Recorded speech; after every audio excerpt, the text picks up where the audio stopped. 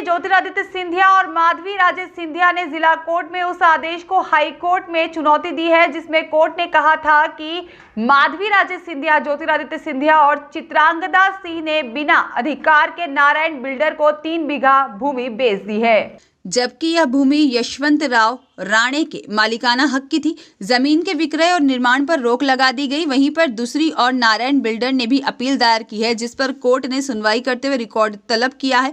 दरअसल ललितपुर मौजे की सर्वे की भूमि 6 बीघा और 4 बिस्सा भूमि यशवंत राणे के मालिकाना हक की थी। इस जमीन पर उनके पिता खेती करते थे और जमीन उनके पिता के नाम पर दर्ज थी, लेकिन इस जमीन के खसरा के खाना नंबर 12 में माधवराव सिंधिया का नाम दर्ज किया गया। नाम दर्ज करने से पहले न उनको नोटिस दिया गया, न ही सूचना दी गई। उन्होंने गलत तरीके से जमीन के दस्तावेजों में हेराफेरी की।